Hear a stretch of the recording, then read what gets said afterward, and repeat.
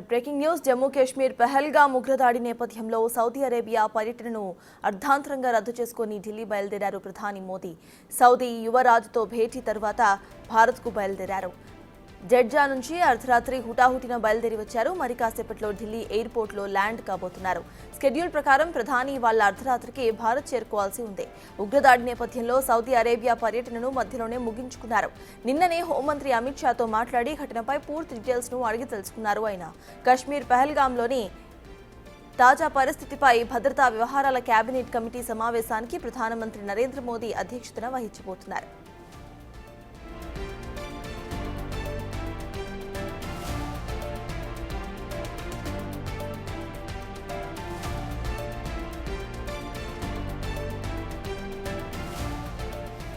మరోవైపు ప్రధాని మోదీ కశ్మీర్లో పర్యటించే అవకాశం కనిపిస్తోంది.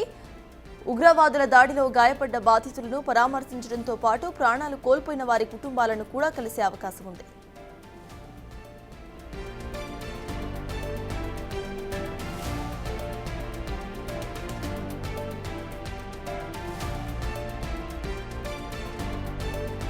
జమ్మూ కాశ్మీర్ పహల్గామ్ ఉగ్రదాడి నేపథ్యంలో సౌదీ అరేబియా పర్యటనను అర్ధాంతరంగా రద్దు చేసుకుని ఢిల్లీ బయలుదేరారు ప్రధాని మోదీ. సౌదీ యువరాజుతో భేటీ తర్వాత భారత్కు బయలుదేరారు. జెడ్జా నుంచి అర్ధరాత్రి హుటాహుటిన బయలుదేరి వచ్చారు. మరి కాసేపట్లో ఢిల్లీ ఎయిర్పోర్ట్లో ల్యాండ్ కాబోతున్నారు. స్కెడ్యూల్ ప్రకారం ప్రధాని ఇవాళ్ల అర్ధరాత్రికి భారత్ చేరుకోవాల్సి ఉంది. ఉగ్రదాడి నేపథ్యంలో సౌదీ అరేబియా పర్యటనను మధ్యలోనే ముగించుకున్నారు.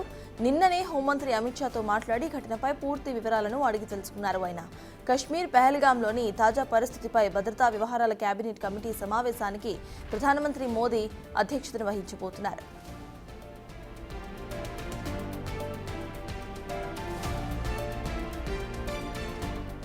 మరోవైపు ప్రధాని మోదీ కశ్మీర్లో పర్యటించే అవకాశం కనిపిస్తోంది.